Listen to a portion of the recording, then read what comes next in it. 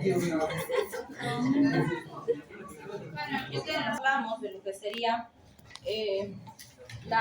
las ictericias, pues estas están relacionadas a la acumulación de bilirrubina en el organismo, que como hemos dicho en la clase anterior, todos los días producimos cantidades determinadas de bilirrubina, pero tenemos la capacidad metabólica para procesarla sin que nos produzca ninguna enfermedad, ¿sí?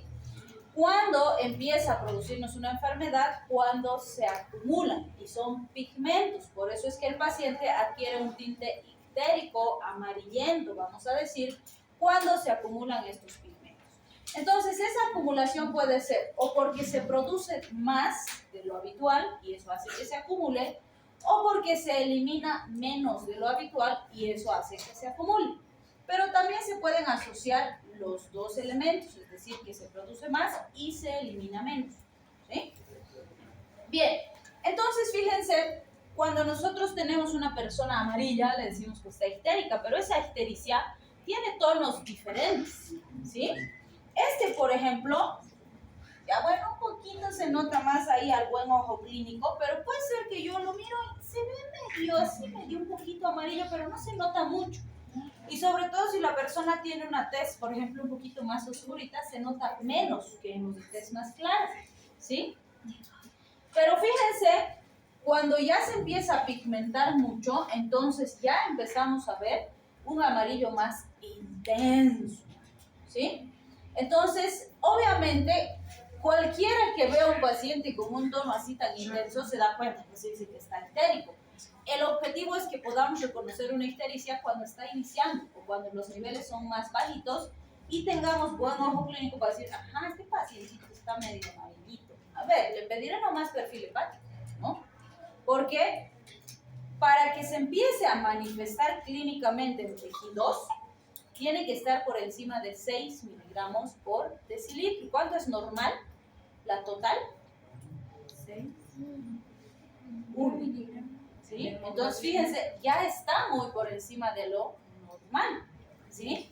Pero estos pacientitos con seguridad tienen mucho más de 20, 25, 30 para tener ese nivel de pigmentación, ¿sí?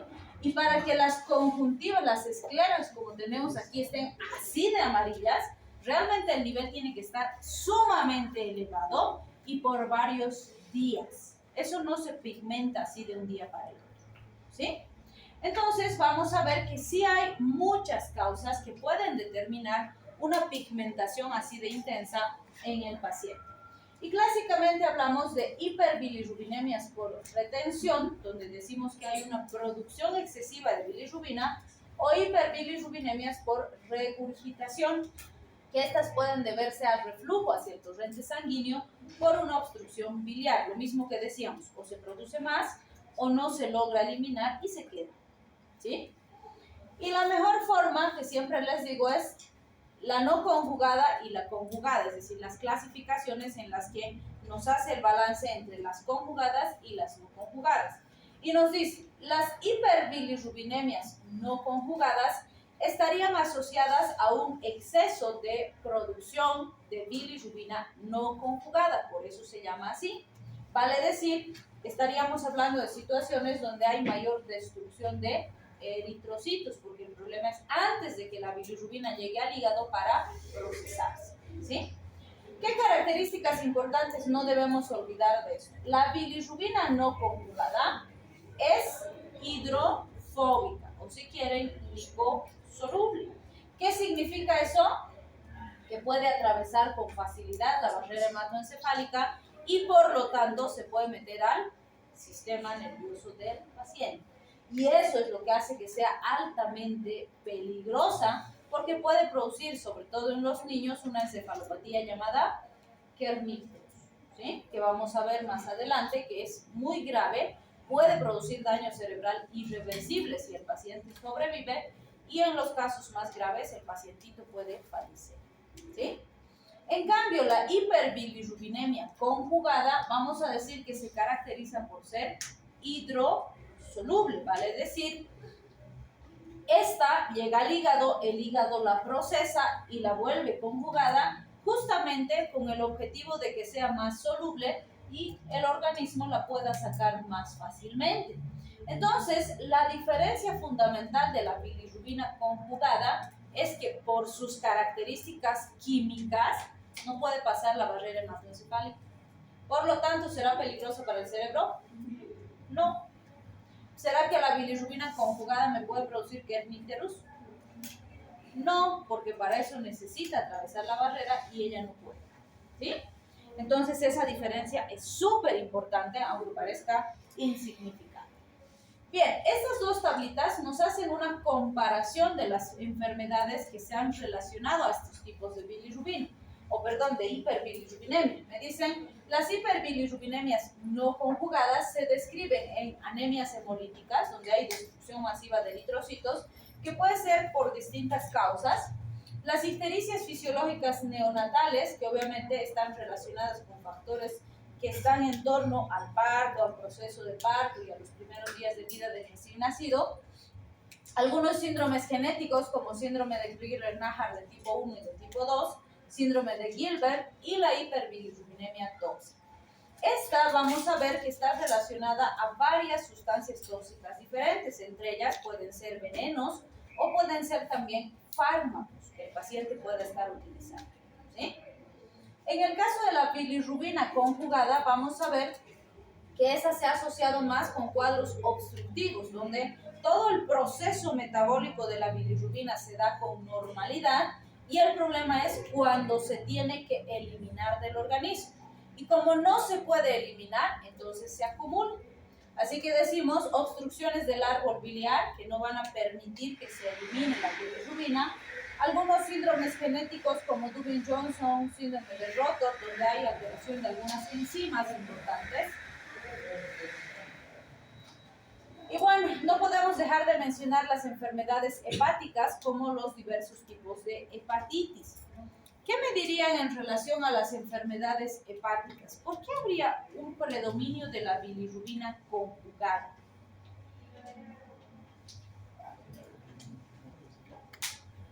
Porque ¿cuál sería la lógica?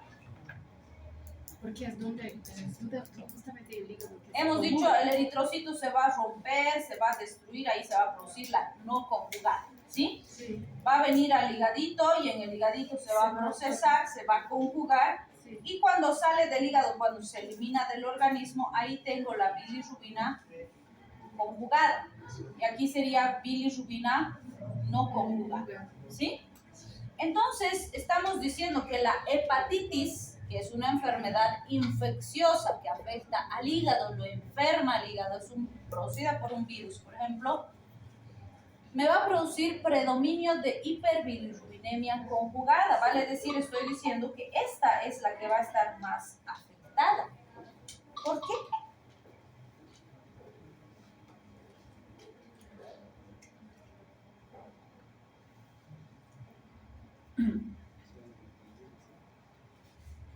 No sería lógico, si el problema está aquí, ¿no sería lógico que más bien esta se eleve más? ¿O qué dice?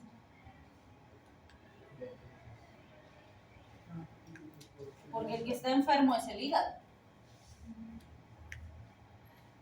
Pero la no conjugada ya entró, ¿no? Para hacer todo su proceso para conjugarse. Posiblemente porque pasa por ahí la sangre y se distribuye a todo el cuerpo y va dañando a los tejidos.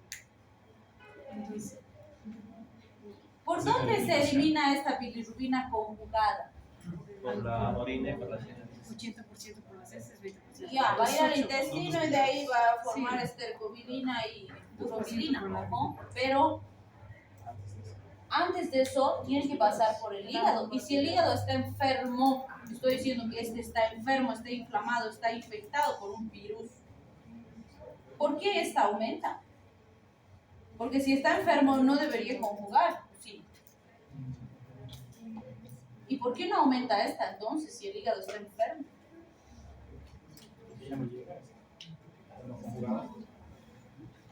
En el caso, hay algún problema en lo que es la enzima convertidora, porque entonces si en el caso de él logra entrar, la albúmina la trae, la logra entrar, y ahí pasa entonces alguna cosa.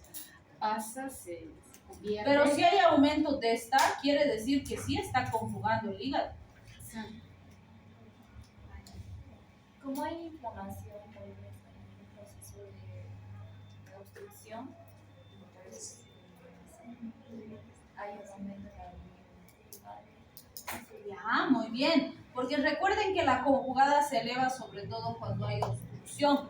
Y aquí no estamos diciendo que hay cálculos, piedrillitas, nada que está obstruyendo los conductos biliares, ¿sí? Entonces, de lo que se habla es de un proceso conocido como éstasis biliar, ¿sí? ¿Qué significa eso? Ahí me atoró. ¿Qué significa eso? Que como hay inflamación del higadito, el higadito está enfermo, está todo inflamado, los conductillos por los cuales debería salir la bilis con la bilirrubina están inflamados, están hinchados. Si el conductillo es así, por ejemplo, entonces está hinchado y se produce una pseudo-obstrucción que va a producir éstasis biliar.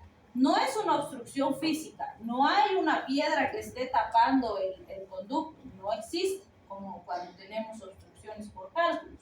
En este caso no hay piedritas, ¿sí? Pero como está todo inflamado el tejido, entonces el contenido que debería ir por dentro pasa lento. Y a eso le llamamos éstasis biliar. Y se ha visto que las hepatitis producen éstasis biliar intra y extrahepática, porque recuerden que los conductillos tienen una parte intrahepática y otra extrahepática, ¿no es cierto? Entonces, aunque la lógica sería que se eleve más la indirecta, la que se eleva más es la directa, porque el problema mayor es que no se elimina correctamente. El hígado, evidentemente, dependiendo del porcentaje de afectación, puede ser que tiene cierta capacidad de conjugación y logra conjugar y eliminar, o producir, si quieren, bilirrubina directa, pero es porcentualmente menor al que debería. Entonces, jamás se va a presentar que solo tengamos bilirrubina directa elevada. No, las dos se van a elevar, pero la que más se afecta es la directa. Por eso nos dice ahí hiperbilirrubinemia con predominio de la directa, ¿sí? Y es por esta situación, porque si bien el hígado está enfermo y no va a procesar correctamente, sí se va a acumular un poco de la indirecta, pero va a lograr un porcentaje procesar y convertirla en directa. Pero eso que convierte en directa no logra eliminarse correctamente y se acumula, y es lo que más se acumula en el paciente. Y por eso decimos hay predominio de la directa, ¿sí? Entonces, en la hepatitis, si bien está considerada como una hiperbilirrubinemia conjugada, en realidad es mixto, ¿sí? Y vamos a analizar eso cuando veamos los laboratorios, que es además la parte más importante que tienen que manejar, ¿sí? Entonces, vamos a desglosar un poquito esas hiperbilirrubinemias. Fíjense, cuando hablamos de las anemias hemolíticas, ese pacientito que tenemos ahí está bien histérico porque tiene una hemólisis. Gran parte de las anemias hemolíticas, ¿a qué se refiere? Si se fijan, anemia, que hemos dicho que se va a disminuir en el hemograma. ¿Qué más?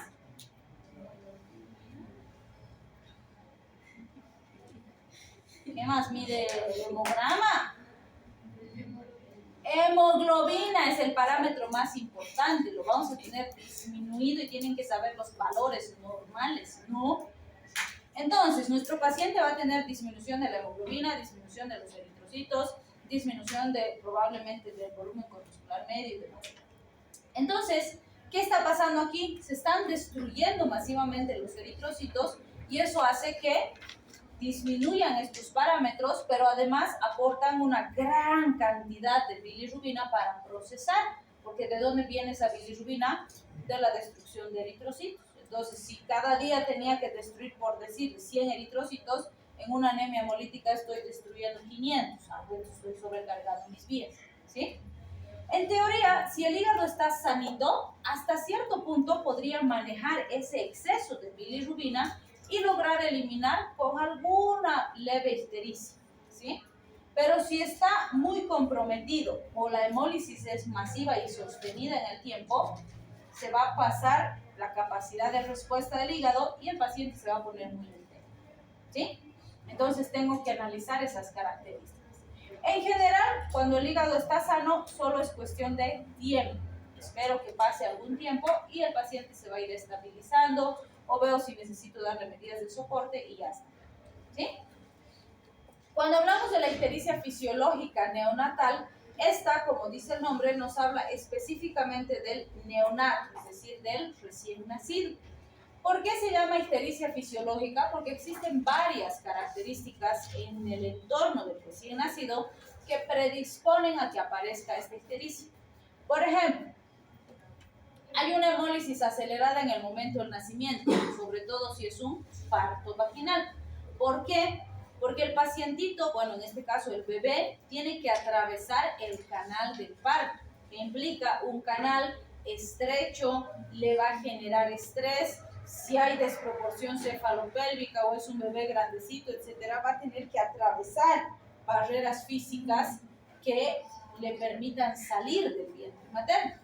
Entonces, en ese proceso hay lesión, destrucción de células, etcétera, que van a sobrecargar estas vías metabólicas, porque se van a romper tejidos, por decirlo así, ¿sí? Y obviamente, pues hay partos que son relativamente tranquilos, y hay partos que son terriblemente traumáticos, más aún si se tienen que hacer maniobras, si se tienen que hacer, pues algunas que incluso ya están contraindicadas, pero en nuestro medio siguen haciendo, como las Cristaler, Brazo Simpson, etcétera, que son súper traumáticos para el bebé, ¿no? Entonces, en ese tipo de situaciones el riesgo es mucho mayor, ¿sí? Además, el segundo factor es que el hígado del recién nacido está inmaduro. Hay procesos bioquímicos que todavía no funcionan completamente y su capacidad metabólica es más limitada. Mientras más prematuro sea el niño, mayor el riesgo de que haga ictericia. Por eso es que en los prematuritos tenemos más cuidado todavía, ¿sí?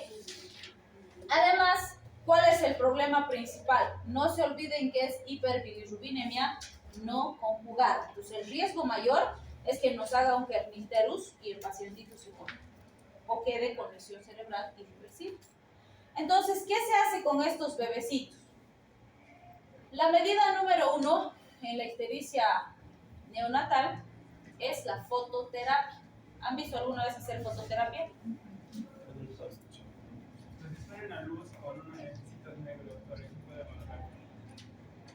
Ya, pero en general son de telitas. Son unas telitas negras que les cubren los ojitos, porque hay que cubrirles los ojitos y los genitalcitos, ¿no? Y como pollitos rostizados, así al espiedo, los ponemos bajo una lámpara así, y cada cierto tiempo los volcamos. Los están bien cociditos, no los cocemos. ¿Y para qué servirá esa fototerapia? Porque de verdad hacemos la relación con el pollo al espiedo. Si no es muy intensa la ictericia, de verdad le decimos a la mamá que haga eso en la casa con el sol, con la exposición a los rayos UV. Algunos pediatras dicen que ya no se debe sugerir, primero porque las mamás en general no ayudan mucho, no todas, algunas sí son bien responsables, pero algunas no. Y hay otras que dicen, ay no, es que se va a volver bronceado. ¿Cómo está? Buenas tardes. ¿Les dejaré estas de vista? Ya, adelante. Volviendo, que obviamente si entran ahí, ya van a tener también la información, pero el reglamento no lo he revisado así con calmita para analizar, ¿sí? Pero ya les voy a pasar la información. Muy bien, entonces, volviendo a la ictericia, decíamos que esa fototerapia que se realiza, o sea, uno que no hay que quemarlo al pacientito, ¿no es cierto? No se olviden que los bebecitos tienen pielcita más sensible, más delicada, entonces no tiene que ser en la intensidad más alta porque es dañino y lastima. Tiene que ser en la intensidad o cuando el sol no tiene una intensidad tan dañina, que es más o menos a las 10 de la mañana, por ejemplo, si es en la mañana o en la tardecita, eso a las 4 de la tarde, más o menos. ¿Sí? Y no es mucho tiempo, son solo unos cuantos minutitos y pues irle dando la vueltita para que vaya tomando solcito. ¿Cuál es el beneficio de los rayos UV? Los rayos UV con estos pigmentos que se acumulan en la piel reaccionan químicamente y los convierten en otro pigmento que es más soluble y se elimina más fácil. Ese es el beneficio de la fototerapia, o sea, sí tiene su principio bioquímico, ¿sí? Pero ¿cuál es el punto? Hay mamás que de verdad, no sé qué drama tienen con el color de la piel, ¿no? O sea, la mamá es bien morena y dice, ay, no, es que está blanquito, se va a quemar, y no lo quieren exponer al sol porque se va a quemar. O sea, si es moreno, es moreno nomás, pues, igual son lindos los morenos, ¿no ven? Si es blanco, pues ya ni modo. Pero no es porque responda o no, y de verdad no entiende. No entiende que si no hacemos bien esto, el problema es la encefalopatía, ¿sí? Que es mucho más complicado que un tono de piel. Entonces, como las mamás normalmente no ayudan bien con esto, ni modo, hay que hospitalizar al bebé, y en los servicios de terapia intensiva neonatal sí hay servocunas con lámparas, y las lámparas de verdad son más o menos así, cuadradas, gigantes, que están encima, y el bebecito está en la servocuna solo con pañalito o solo con un trapito que le tapa los genitalcitos y otro que le tapa los ojitos, y ahí le van cambiando de posición con el tiempo, ¿sí? Obviamente eso ayuda bastante. Si con eso no se logra controlar el nivel de hiperbilirrubinemia, se pasa a fármacos, y el fármaco que se usa es el fenobarbital, que normalmente se usa, por ejemplo, en convulsiones, en anestesia y demás. Es un fármaco muy potente. Las dosis que usamos para hiperbilirrubinemia son diferentes. En ese caso, lo que estamos buscando es que este fármaco reaccione químicamente con el pigmento y nos ayude a eliminarlo del organismo. Pero tiene como efecto adverso la sedación del bebé, es decir, lo va a sedar, el bebé se va a quedar dormido con mucha facilidad, y la mamá tiene que ser insistente de despertarlo cada 2 horas para que tome lechecita, de estar pendiente que no esté demasiado sedado y demás, porque también se puede complicar. Y si eso no funciona, entonces le vamos a hacer exsanguinotransfusión para sacar los pigmentos por procesos con máquinas y demás, ¿sí? Entonces es importante, porque si no controlamos y se produce esto, o se muere el bebecito o queda con daño cerebral irreversible, ¿sí? Entonces vean, un pigmentito es terriblemente peligroso para un bebecito de esas edades, ¿sí? Muy bien. Tenemos también el síndrome de Crigler-Najjar de tipo 1 y de tipo 2, donde hay mutaciones genéticas de algunas enzimas. En el de tipo 1 decimos es autosómico recesivo. Tenemos alteración de la UTP-glucuroniltransferasa a nivel de los tejidos hepáticos, lo cual hace que el metabolismo de la bilirrubina sea defectuoso. Como el problema es genético, no lo podemos reparar, no lo podemos corregir, ¿sí? Pero la solución, podríamos decir, es un trasplante hepático, que sería la medida curativa, que no es tan sencillo. Obviamente, por ejemplo, en nuestro país no tenemos muchos hospitales habilitados para hacer trasplantes hepáticos, número 1. Número 2, el paciente tiene que cumplir criterios muy rígidos, podríamos decir, para habilitarse a un trasplante. Por eso normalmente tienen que estar en listas, esperar, y cuando realmente está muy comprometido el pacientito, recién opera, ¿sí? Sí se está tratando, sabemos que hay un equipo de médicos norteamericanos, por ejemplo, que llega todos los años. En Santa Cruz tenemos 2 hospitales habilitados, uno de ellos es el hospital japonés, que es estatal, que están haciendo trasplantes hepáticos de vivo a vivo, ¿sí? Porque normalmente es donador fallecido que se le da el hígado al pacientito, ¿no? Pero de vivo a vivo, o sea, puede ser un familiar cercano como un papá o una mamá, por ejemplo, y le dan la parte o la mitad más o menos del hígado al receptor, que digamos sea el hijito. Y del papá se le vuelve a regenerar y del hijito completa el crecimiento. O sea, súper interesante. Y obviamente la gran ventaja de eso es que como es de vivo a vivo, es más factible conseguir el donador que esperar que un paciente se muera para que nos pueda donar su hígado, ¿no? Pero son procedimientos bastante complejos, bastante costosos, ¿sí? Por ejemplo, sabemos que con este equipo algunos pacientitos se han beneficiado, pero la cirugía, o sea, solo el trasplante llega a costar entre $25,000 y $50,000 solo la cirugía. Hecho con el programa donde el Estado, como el hospital japonés es dependiente del Estado, corre con una parte bastante alta de los gastos. Tenemos aquí el antecedente de un colega terapista que hace un año más o menos necesitaba un trasplante hepático, y han hecho aquí en Cochabamba, obviamente sin permiso, porque ninguno de nuestros hospitales está habilitado, entonces han hecho en el belga, que no tiene autorización, pero han hecho. Y le ha costado $150,000 el VAT, ¿no? Y a los 3 meses ha fallecido de todas formas. Entonces es muy complejo el trasplante, ¿no? Nos falta avanzar bastante, pero esperemos que vaya mejorando. Es complicado, ¿no? Pero esa sería la medida curativa en un síndrome de Crigler-Najjar tipo 1. En Crigler-Najjar tipo 2 es un trastorno hereditario muy raro. Existen mutaciones del gen que codifica la UDP-glucuronil reductasa, es decir, otra enzima de la vía metabólica. En este caso vamos a ver que normalmente las hiperbilirrubinemias no exceden los 20 miligramos por decilitro, que ya es un nivel alto, ¿no? Pero no es tan alto como los que vemos aquí. Entonces, en general, con grandes cantidades de fenobarbital se logra mantener relativamente estable al paciente. Obviamente el fenobarbital sí nos va a ayudar a estabilizar la bilirrubina, pero tiene otras complicaciones y otros efectos adversos, entonces es riesgo-beneficio. Hay que hacer vigilancia, monitorizar constantemente al paciente, y como es genético, pues no se va a curar el paciente. ¿Okay? Bien, también tenemos el síndrome de Gilbert, donde vemos que en este caso hay una mutación en el gen que codifica la bilirrubina UGT, es decir, la UDP-glucuronil transferrasa también en este caso. Predomina en varones, pero en general es inocua, es decir, hay cierto grado de elevación de las bilirrubinas. El paciente generalmente tiene un tinte un poquito más histérico. Cuando, qué sé yo, toma fármacos que sobrecargan la función hepática o consume alimentos que sobrecargan un poco al hígado, veo que se pone más histérico, pero después con los días se estabiliza. Entonces, en estos, algunos colegas decían, tiene tendencia hepática. ¿Qué es ese término? Pero bueno, era una forma de decir que pues tiene una predisposición a ponerse histérico cuando realiza algún tipo de actividades que sobrecarga la función hepática. ¿Sí? Pero en general no trae grandes complicaciones, solo requiere vigilancia y tener una vida más saludable, nada más. ¿Sí? En las hiperbilirrubinemia tóxicas decimos que normalmente pues están relacionadas al consumo de algunas sustancias tóxicas o venenos específicamente.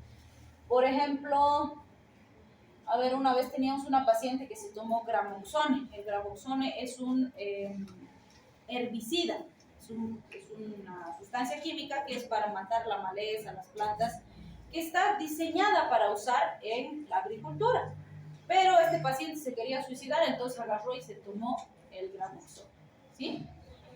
Y bueno, pues hizo una falla hepática porque es terriblemente dañino para el hígado. Las transaminasas estaban encima de 400, 500 y las bilirrubinas estaban altísimas, ¿no? Más bien fue evolucionando adecuadamente, se fue estabilizando y se fueron normalizando los parámetros en varias semanas. Entonces, en este caso, la bilirrubina se va a elevar porque hay daño en las células del parénquima hepático, es decir, quien tiene que procesar la bilirrubina está enfermo y por lo tanto no procesa. ¿Qué pasa? Se acumula, ¿sí?